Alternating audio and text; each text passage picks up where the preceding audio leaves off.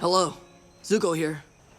Alright, look, everyone knows that Zuko has one of the best redemption arcs ever. I don't think I have to convince anyone of that. At this point, he's basically the blueprint for a good redemption arc. So today, all I want to do is go through the 3 reasons I think that Zuko's redemption arc succeeds where others fail. There is a whole lot of stuff that makes his story so interesting, and I could go on and on about it forever. But instead of doing that, I've done my best to boil it down to just 3 key reasons that I think his arc works so well. Number 1, his redemption is not linear. What I mean by that is that Zuko's path doesn't just go straight from bad to good. His path in Book 2 leads you to believe that that's what could be happening. When he goes to Ba Sing Se with his uncle to be safe from the Fire Nation, he's largely given up on hunting the Avatar, so it seems like he's improving. But when it turns out that the Avatar is in Ba Sing Se, he's right back on his Avatar hunting, since he clearly never got over it. But when his uncle confronts him when he's trying to steal Appa, he does end up doing the right thing and setting Appa free. So even though there was a little hiccup on his journey to becoming good, he does seem to be on a good path now. He goes through some physical symptoms, essentially sweating out his badness, but then wakes up happy and ready to live a chill life with his uncle at a tea shop. At this point, it seems like Zuko has changed for good. He's much different than the person he started out as, and the show leads you to believe he's good now. But when Azula presents him with the opportunity to throw it all away and instead return to the Fire Nation and get everything he used to want, he ends up going back on his progress and joins Azula. I think when I first watched the show a bunch of years ago, I was genuinely very shocked by the moment when Zuko chooses to join Azula. You know it's a good scene because of its emotional impact, because of how it leads you one way but then jerks you another way. It gets you to root for Zuko, to really want something better for Zuko. And then, nope, it takes it all away. I think for the viewer, that makes for a very emotional and memorable moment, which is great storytelling on its own, but what makes it even better is how it really does make sense for Zuko. For years, he's been searching for the Avatar. For years, he's wanted nothing more than to go back to the Fire Nation, be forgiven by his father, and get his honor back. Releasing Appa was a good step, working at the tea shop with his uncle was a good step, but it wasn't enough to undo what was a very deeply ingrained idea in Zuko's head, that maybe he could go back home and things could go back to normal. If he had decided to join Aang at this moment, I don't think his redemption arc would be nearly as loved as it is today. It would have felt just pretty easy, like all he needed was a little encouragement and he changed his entire worldview. The fact that he betrays his uncle and goes back on the progress he made was necessary for him to really earn his redemption. And it's realistic. For most people, growth is not linear. In any aspect of your life, you'll probably mess up before you get it right. You'll probably slip up even when you want to do better. Not only is Zuko's arc compelling, but it's relatable too. And it's Zuko's betrayal at Ba Sing Se that leads me into my next point. Number 2, Zuko's story comes full circle. After Ba Sing Se, Zuko returns to the Fire Nation and gets everything he ever wanted. He has his honor back, he sits in on war meetings, he has a girlfriend. Everything he was fighting for years is suddenly real. That is absolutely critical to his development because if he never went back to the Fire Nation, there would always be those unresolved questions in the back of his mind. What if he could go back? What if things could return to normal? What if his father could love him? Zuko needed to return to be able to get a definitive answer to those things. He needed to see that the life he was yearning for was not one that he actually wanted. He was chasing after a dream of the past, of an idea of what he hypothetically thought could exist. But in reality, the normal that he could return to was not what he imagined it to be. The thing he had been chasing did not exist. And so that leads to a lot of internal anguish for him. When he's back in the Fire Nation, we see him being unhappy, and we even get a whole episode of him working through his emotions with Azula, Mai, and Ty Lee, where he realizes that despite having everything he ever wanted, he's angrier than ever. Confusion about who he is and what he really wants has always been a core part of his character, so of course he's not able to easily sift through his emotions and see what he wants. But over time, he gets there, and the last straw seems to be the fact that he finally comes full circle to the moment that got him banished in the first place. Years ago, he sat in on a war meeting, but Azula, when he heard about a plan to knowingly sacrifice Fire Nation troops, he spoke out against it. That's what led to his father challenging him to an Agni Kai, giving him his scar, and banishing him. So this time, he's invited to a war meeting, something horrible is proposed. This time, it's his father saying he's going to wipe out the Earth Kingdom, but unlike last time, Zuko says nothing. He's the perfect prince. He's had the chance to come back and do it all again the way he thought he should have before. And that, finally, is what gives him clarity. He knows that using Sozin's comet to wipe out everyone is wrong. He knows that speaking out against that plan is the right thing to do, which means that maybe he was never meant to be the perfect prince. Maybe he should have spoken out before. Maybe he wasn't in the wrong, but in fact his father was in the wrong for attacking him. It's a pivotal moment that creates a domino effect in Zuko's mind, allowing him to see how awful Ozai has been, both in his mistreatment of Zuko and in his quest for world domination. I think there's something very poetic about the series coming full circle with Zuko in the war meeting, but it also just makes so much sense for his character. Of course, the only thing that could fully turn him against his dad is him getting another chance to be the perfect prince and realizing that that isn't who he is. At the same time, even back in the Fire Nation, he continues to be manipulated by Azula when she tells Ozai that Zuko is the one who killed Aang, even though Zuko knows Aang is still alive. That puts even more pressure on him to think about who he is and what he wants. Because he could stay and fight and blame Azula and accept any punishment from his father. Season 1 Zuko might have thought that that would be the honorable thing to do, but he sees now that the honorable thing is for him to be true to himself and to leave so that he can help Aang defeat the Fire Lord. Even at home, Zuko is manipulated and in danger, and that's not the life he wants for himself. He wants to live a life where he does what is right and not just what his father wants of him. That's the best possible way for Zuko to have to come to that realization, and it leads to a heart-wrenching confrontation with his father when he leaves and is finally able to tell him off. I love that scene so much, and I love that you can hear the emotion in Zuko's voice when he's finally able to say the things he's been too afraid to admit. How can you possibly justify a duel with a child?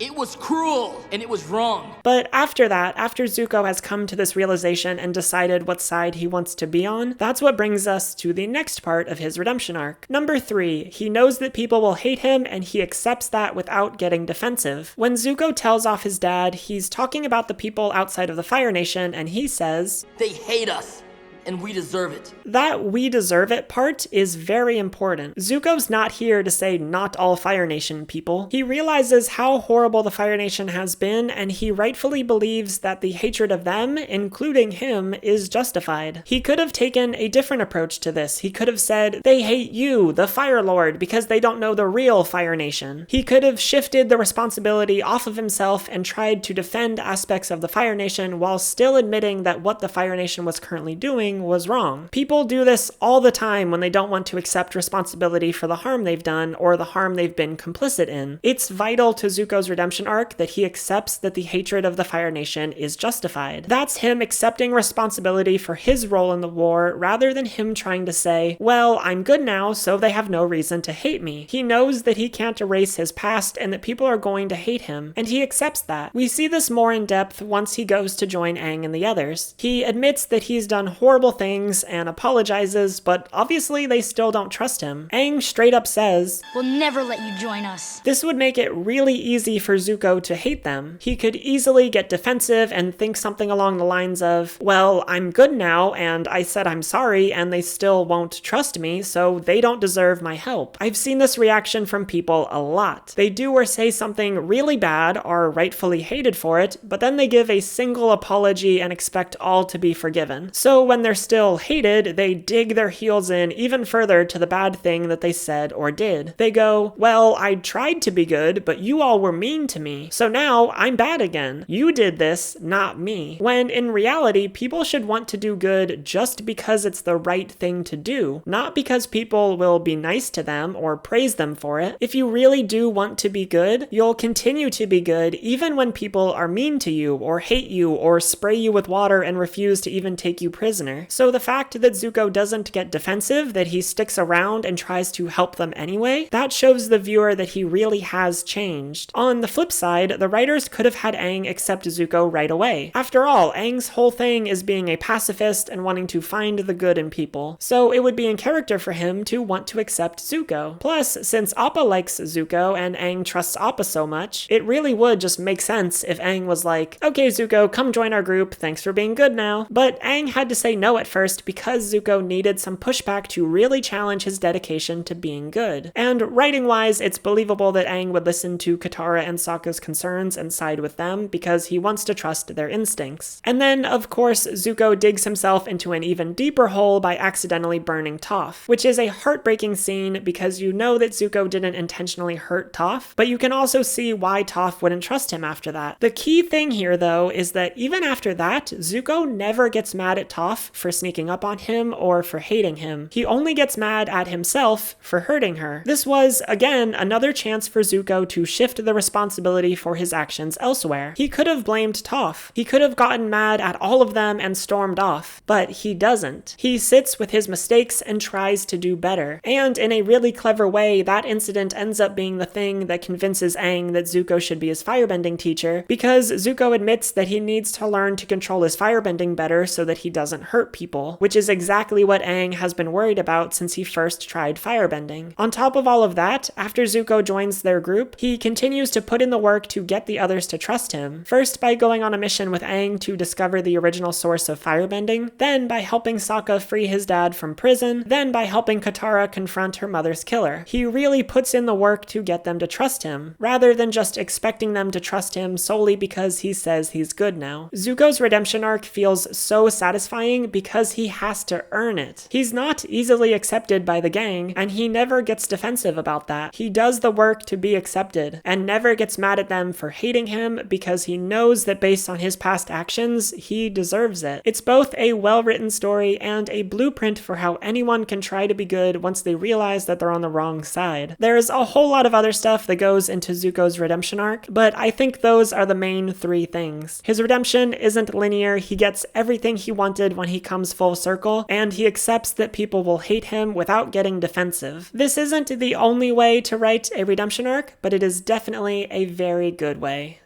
If you liked this video, be sure to subscribe so that you don't miss any future uploads. And if you want to help this channel continue to exist and thrive, I could really use your support over on Patreon. As an independent creator, I put a lot of time and effort into these videos that I make available on YouTube for free. And the ad revenue here can be inconsistent at the best of times. So if you can, I would really appreciate your support over on Patreon, and I want to give a huge thank you to all of my current Patreon supporters. Anyway, thank you all so much for watching, and I'll see you next time.